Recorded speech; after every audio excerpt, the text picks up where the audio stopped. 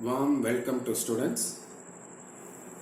Today I am going to talk about building blocks for formulation of soap and scented bars. Under the topic, first we will discuss about legislation aspect. Up to 1983, the soap manufacturing is not coming under cosmetic license. In 1982, the Drugs and Cosmetic Act Amendment Act 68 only made a provision that all the manufacturing of soap should be coming under cosmetic license. Then we'll go to the real topic, that is soaps first. What are soaps? Soaps are sodium or potassium salts of long chain fatty acids. When triglycerides in fat or oil react with aqueous sodium hydroxide or potassium hydroxide, they are converted into soap and glycerol. This is called hydrolysis of esters. Since the reaction leads to the formation of soap, it is called saponification process. I think you might have already came across when you have prepared cresol with soap solution. And a cresol with soap solution, that is a vegetable oil, was mixed with potassium hydroxide and it may be heated for some time, and we found that is soap were formed. We already came across like that. That is the basic principle in the preparation of soaps. Next, scented bars. The word scented is derived from synthetic and combined with detergent. Technically, it refers to different detergent or also called surfactants or tensioactive agents. Scented soap surfactants are derived from oils, fats or petroleum products that are processed in a wide range of chemical process other than traditional saponification. What are the raw materials may be required for soap manufacturing? There will be raw materials are fats and oils. This fat mixture containing saturated and unsaturated and long and short chain fatty acid in a suitable proportion are used. Saturated fatty acids with 12 and 18 carbon atoms are used. Example is lauric, myristic, palmitic, stearic and oleic acid. In United States of America and Europe, tallow is used as a basic ingredient for soap. What is tallow? Tallow is nothing but it is an animal fat. But to improve the solubility and the lathering properties of coconut oil is mixed with tallow. And other oils like fish oil, palm oil and coconut oil also used in the preparation of soap. So after completing these fats, next we are coming to the alkalis. In the preparation of soap, there will be three types of alkalis may be used. One is caustic soda, another one is caustic potash, and potassium carbonate and sodium carbonate. In caustic soda, that is sodium hydroxide, is used as a raw material in the preparation of hot soap. But caustic potash or potassium hydroxide is used in the preparation of soft soap.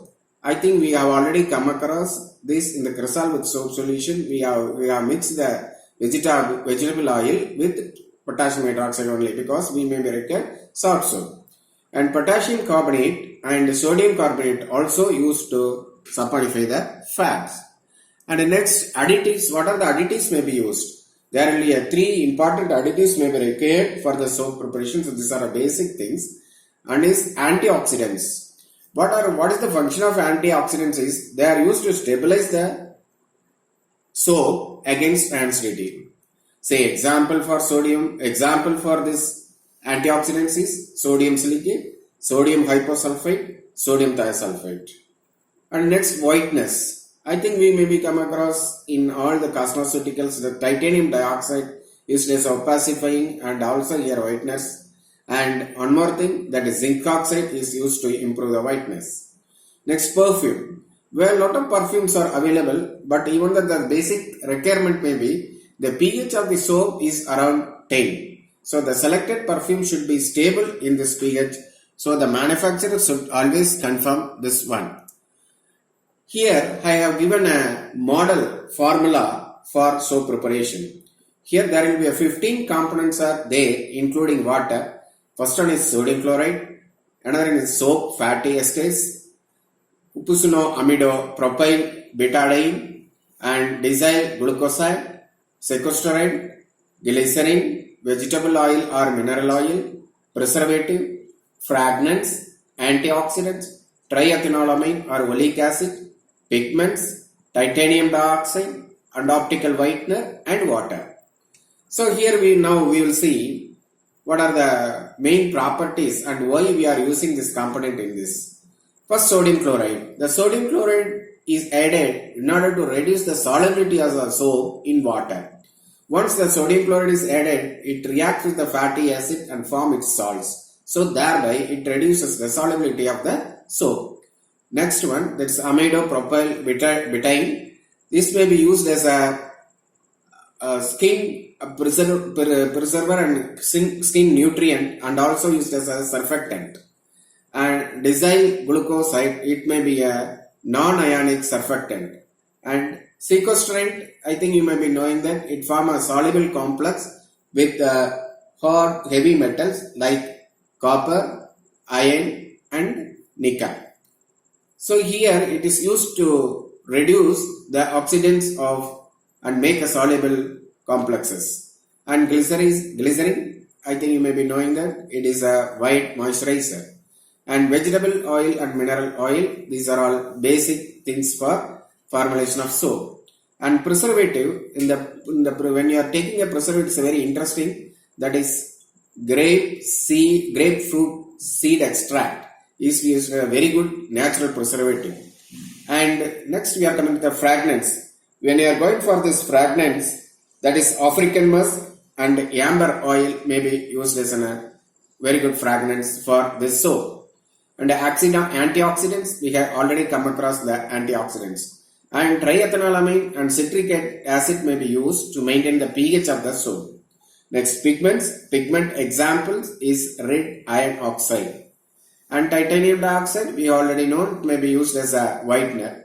And next one, that is optical whitener. So sometimes the optical whitener may be required, that is diamino stilbene is a very good optical whitener. So, and water, this is common one. So, this is the model formula for the soap preparation. Next, we are coming to the soap manufacturing. The soap manufacturing may be mainly three processes. One is cold process. The first one is cold process. In this process, that is mixing of fat and strong alkali is carried out at room temperature. So, little more emulsification take place. Saponification is complete after this mixture is run into frames in several days at a warm temperature. So here there is no opportunity to adjust the proportion of the fat and alkali calculation of the quantities to be used should be made carefully. So this is the main drawback of this cold process. And also it is a time consuming and there is no chance to adjust the alkali and other additives which may be required. This is the drawback of this cold process. Next, semi-boiled process. In the semi-boiled process, actually it may be different from cold process. The mixer is heated to 70 to 90 degrees centigrade using a steam heated coil to accelerate and complete the saponification reactions. And dyes, perfumes and additives are added at the end of the process to prevent them from evaporating. This process allows the quantity of soda undergoing saponification to be adjusted before the crude soap is drawn off. It also allows the manufacturing waste to be recycled, better incorporation of the additives and wider choice of raw materials. And this is the schematic diagram of this semi-boiled process. Next we are coming to the third full boiled process. In this process, a large cylindrical kettles with a cone bottom equipped with open and sometimes with closed coils for steam are used. The kettles are often provided with delivery pipes for fats, water, lye. So lye is nothing but sodium hydroxide. And this process includes saponification reaction, grinding out and washing, and strong change, and finishing or fitting operation. So this is the flow diagram for this soap manufacturing. So here there is a 10 step. The first one is that oil and alkali and water and brine is mixed, and next it may be changed to another CSTR. This here that color, perfume, builders are added, and it may be sent to the cooling process. From the cooling process it may be going for drying process. The drying, stamping may be occurred, then soap inventory, packaging, shipping, and soap may be sent for sales. So there will be a 10 steps are there. Next, continuous saponification. These processes are used when the production is on very large scale. Fats are first converted into fatty acid and glycerin using high pressure in continuous fat splitting process. So this may be used for only, it's a very large process. There will be a lot of types of soaps are there. There will be a first one is transparent soaps, bathing bars, castle soap, and superfatted soaps, and carbolic or uncarbonated soaps. First, transparent soap. What do you mean by transparent soap? This is containing more amount of glycerin, and also that is opacifying agents will be there. The example, I think you may be knowing that Pia soap may be very good example for that. Then bathing bars. These bathing bars is what it says, that is Indian Bureau of Standard. It says the bathing bar should contain 40 to 60% of TFM matter, that is total fatty content. TFM, total fatty matter should be 40 to 60%, and other soaps it should contain 60 to 76%. Next we are coming to this castle soap. In the castle soap, that is oil should be used only from vegetable origin. So there should not contain any animal fat and that thing, that is called castle soap. Next one is superfatted soap. What do you mean by superfatted soap means?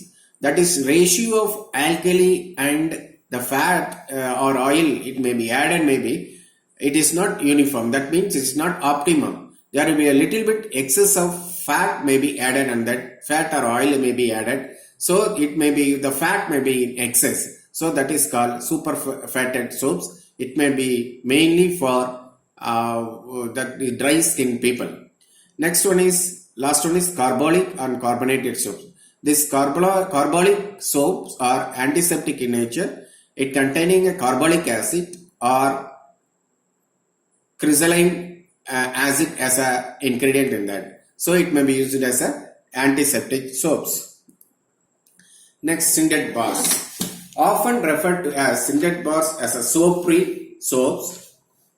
These use synthetic or usually midless surfactants such as sodium palmitate. Since they utilizes the less alkaline salts in their surfactants, those have very much low pH, which makes them less irritating. That's the main thing.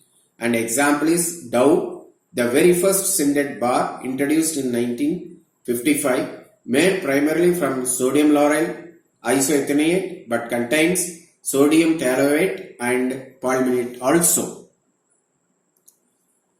Syndet bars ingredients. First one is sodium cocyl isoethanoate, sulfosuccinates, alpha olefin sulfonates, alkyl glyceryl ether sulfonate, sodium cocyl monoglyceride sulfate, and betaines. These are the main ingredients used in the preparation of Syndet bars. What is the difference between soaps and Syndet bars? Soap is extremely effective in cleaning the skin. This strips away everything, including our skin natural oils.